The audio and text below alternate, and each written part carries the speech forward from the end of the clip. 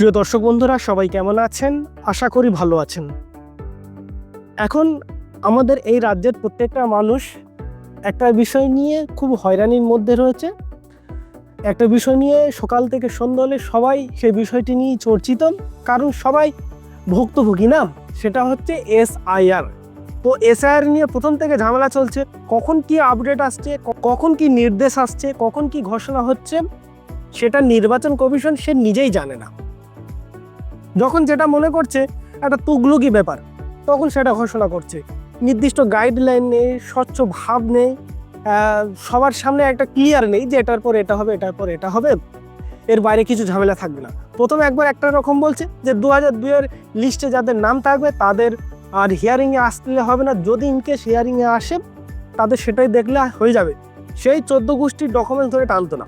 তো যাই হোক, SIR নিয়ে আমার কোনো আপত্তি নেই, শুধু এতটুকু আমি বলতে চাই যে একটা স্বচ্ছভাবে, একটা সুশৃঙ্খলভাবে, নির্দিষ্ট গাইডলাইন ধরে হোক, যেটা সবার কাছে পরিষ্কার পরিচ্ছন্নভাবে থাকে, প্রত্যেকটা সাধারণ নাগরিকের কাছে। কিন্তু এই SIR-এ সেটা হচ্ছে না। একদম অন্তিম লগ্নে এসে শুনানি প্রায় শেষ হয়ে এসেছে, আপনার 70-85% শুনানি কমপ্লিট হয়ে গেছে, কিছু পার্সেন্টেজ বাকি রয়েছে, তার জন্য সময় আরও বৃদ্ধি করা হয়েছে বা বাড়িয়ে দেওয়া হয়েছে। শেষ লগ্নে এসে বলছে ডোমেসিয়াল সার্টিফিকেট গ্রহণ করা হবে। এতদিন নিচ্ছিল না। হিয়ারিংয়ের যে 11টা থেকে 13টা ডকুমেন্টসের কথা বলা হয়েছে যে কোনো একটি থাকলে হবে, তার মধ্যে এই ডোমেসিয়াল সার্টিফিকেট ছিল, কিন্তু আমাদের এই রাজ্যের ক্ষেত্রে তা প্রযোজ্য হচ্ছিল না। কেন হচ্ছিল না? না নির্বাচন কমিশনের ধারণা যে পশ্চিমবঙ্গে প্রচুর রোহিঙ্গা, লাখ লাখ বাংলাদেশি রয়েছে, তারা অবৈধ উপায়ে তারা টাকা পয়সা দিয়ে সাধারণ প্রশাসনের কাছ থেকে এই ডোমেসিয়াল সার্টিফিকেট তারা জোগাড় করে নেবে, সেই সন্দেহ তারা নিচ্ছিল না। তো এই নিয়ে নির্বাচন কমিশন এবং রাজ্যের গভর্নমেন্টের একটা ঠেলাঠেলি চলছিল, যুদ্ধ চলছিল। শেষ পর্যন্ত নির্বাচন কমিশন রাজি হলো বা স্বীকার করলো যে ডোমেসিয়াল সার্টিফিকেট নেওয়া হবে, সাবমিট করা হবে হিয়ারিংয়ে, একদম অন্তিম লগ্নে এসে। আগে থেকে এটা যদি হতো অনেক মানুষের সুবিধা হতো।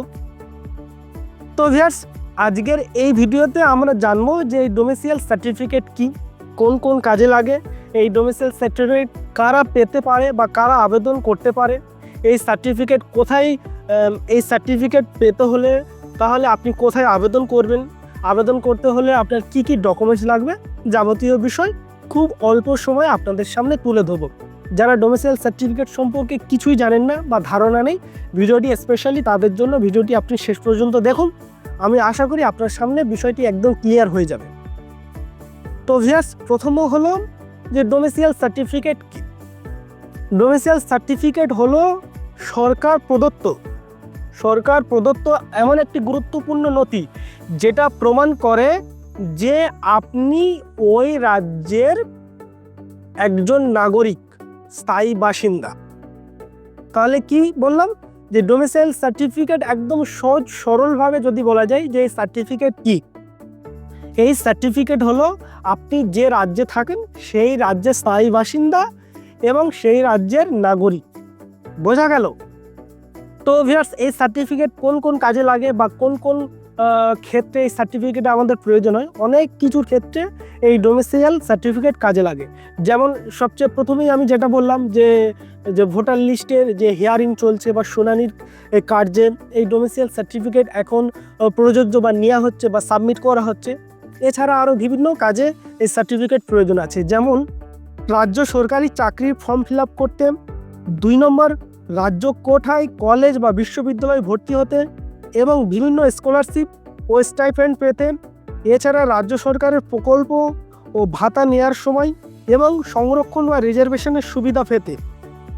এছাড়া এই সার্টিফিকেট আপনার বাসস্থানের প্রমাণপত্র হিসাবেও প্রয়োজন হয় বা কাজে লাগে। ভিউয়ার্স, এবারে আমরা জানবো যে এই ডোমেসিয়াল সার্টিফিকেট কারা পেতে পারে বা কারা আবেদন করতে পারেন। যে বা আপনি যদি দীর্ঘদিন ধরে এই রাজ্যে বসবাস করেন, মানে যে কোনো নির্দিষ্ট একটি রাজ্যে দীর্ঘদিন ধরে বসবাস করছেন, বা আপনার বাবা মা এই রাজ্যের স্থায়ী বাসিন্দা, বাবা মারাও দীর্ঘদিন ধরে এই রাজ্যে বসবাস করছেন, তাহলে আপনি এই সার্টিফিকেট পেতে, অর্থাৎ ডোমেসিয়াল সার্টিফিকেট পেতে আবেদন করতে পারেন। এই জায়গাটা একটু কনফিউজ, অনেকেই জানেন বা এখানে এসে কনফিউজ হয়ে যান যে দীর্ঘদিন ধরে বলতে কত মাস বা কত বছরের কথা এখানে বলা হচ্ছে। বিভিন্ন রাজ্যের ক্ষেত্রে আলাদা আলাদা রুলস নিয়ম থাকতে পারে, তো আমাদের রাজ্যের ক্ষেত্রে বলছি এখানে কোথাও কোথাও 5 বছরের উল্লেখ আছে, কিন্তু এটা অফিসিয়ালি হলো আপনাকে মিনিমাম 10 বছর এই রাজ্যে বসবাস করতে হবে, তবেই আপনি ডোমিসাইল সার্টিফিকেট পেতে আবেদন করতে পারবেন। তো 10 বছর প্রমাণ করার জন্য আপনার কাছে যে সমস্ত ডকুমেন্টস রয়েছে, সাপোজ মনে করুন আপনার ভোটার কার্ড রয়েছে, তো ভোটার কার্ড কবে ইস্যু হয়েছে তার তো তারিখ সাল তো থাকে, তাহলে ইজি 10 বছর প্রমাণ করার জন্য।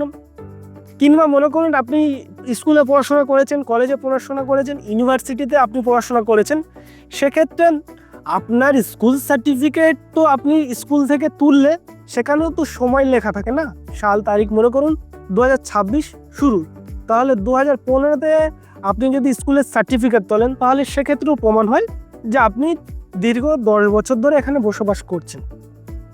তো ভিউয়ার্স, এছাড়া আপনার বাবা মার ডকুমেন্টস রয়েছে, বাবা মার ডকুমেন্টস শো করলে তো 10 বছর প্রমাণ হয়ে যাবে। তো সেই জন্য 10 বছর কিভাবে প্রমাণ করবেন, এর জন্য যাবতীয় যা ডকুমেন্টস আছে সেটাই যথেষ্ট।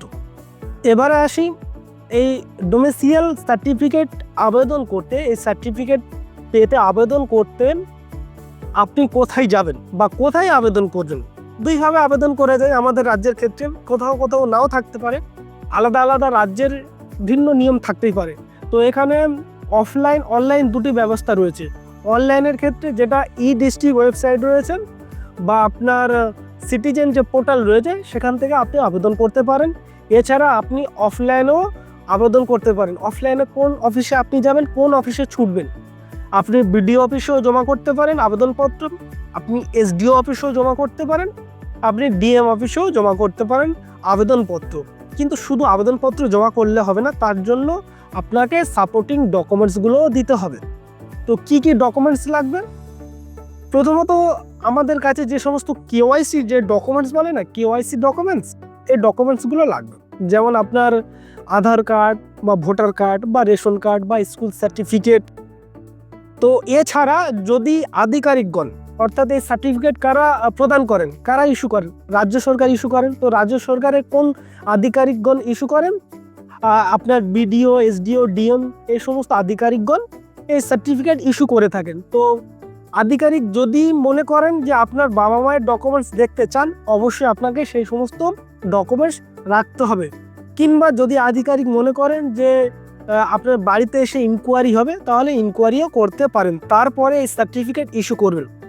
তো এই কেওয়াইসি ডকুমেন্টস এছাড়া আপনার সেলফ ডিক্লারেশনও দিতে হবে, একটা পাসপোর্ট সাইজ ফটোও দিতে হবে। এই সমস্ত ডকুমেন্ট জমা করতে হবে আবেদনপত্রের সঙ্গে। আপনি অনলাইনও করতে পারেন, অফলাইনও করতে পারেন।